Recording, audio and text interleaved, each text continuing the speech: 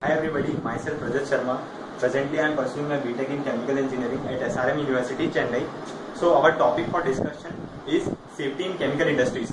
To go into the deep of that topic, first we need to motivate ourselves. What kind of motivation we need? Actually, first we need to understand the functioning of chemical industries that are being taking place around the world. There are so many chemical industries you have heard about. There are so many industries of pesticide and that are being working on a flammable material. Suppose if you have a reactor, suppose if you have a batch reactor, and in a batch reactor, what you are doing is that you are putting some kind of reactants into it and allow the reactants to react, and then you are making that product to go out of the reactant. Now, in the league of that, in the series of that events, what you need some worker who can clean that batch reactor. If you are doing such kind of things, you need to check the flammable material inside that batch reactor. Suppose if you have a reactor, very big kind of reactor. Presently what we are doing is that we are making 2 or 3% going into that reactor, and they are cleaning that reactor. We as a good company, we are always concerned about our workers. We need to take some safety measures for those workers. We need to equip those workers with some kind of vapor checking machine. You can call it as a vapor checking ball. Vapor checking machines you have to provide them. Okay, so what we have to do with that vapor checker? So first you need to check the vapor concentration at the top of the reactor, so it can measure the vapor concentration there. After that you need to check the vapor concentration at the middle of the reactor. Then you need to check the vapor concentration at the lower level of the reactor. Now you may question me why we are checking the vapor concentration at the lower level of the reactor. There are so many chances of the flammable material to get accumulated at the lower level of the reactor, because some materials have the higher density than air, so they can accumulate at the lower level of the reactor. So you have provide such kind of trainings to those workers so that they can check the vapor level at the lower level of the reactor. Now you have cleaned your batch reactor. You may question what would be our next step is. We can't restrict ourselves to just chemical industries. I will recite one more incident.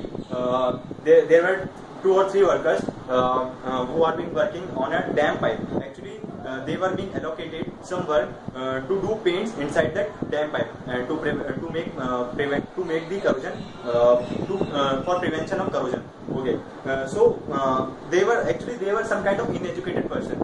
They don't know much about the flammable material. So what they have done is that they took some acetone with them, so as to make a coating of acetone at the inside wall of the pipe. So as to make the paint coating better. So what they have done is that they start coating the wall of the inside wall of the dam pipe. So after some time, that acetone, or that acetone, it found some kind of ignition material, and certainly it ignited. But 2 of the workers who are being working inside of the pipe, they got stuck there. And the bucket got fire in that. And two of the workers which are being at the outside place, they got outside. So here we can see the problem of the confined places. Whenever you are working in the confined region, you need to take some safety measures, and that are not being taken by those workers. And the other 2 workers that gone out. Who went outside? They called fire stations, and the fire brigade also came there. But there was actually this was the problem of the confined space. You can't take that hose into that pipe, and you can't put that fire off. So you need to concern about those confined places. There's always been chance of the accident happening there. One more thing I would like to say is that there are so many industries working in and around the world.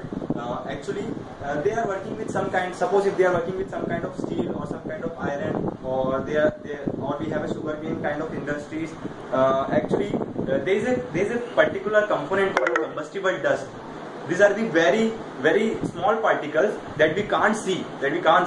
Okay, so suppose if you have a tire manufacturing, like the casing of the tire manufacturing plant. So whenever you are cutting the steel, there are always being chance of the small dust that is being formed. So you need to take the measure of the dust. I will recite one incident that is going to took place in California. Actually, they have not been concerned about those combustible dust, and it took that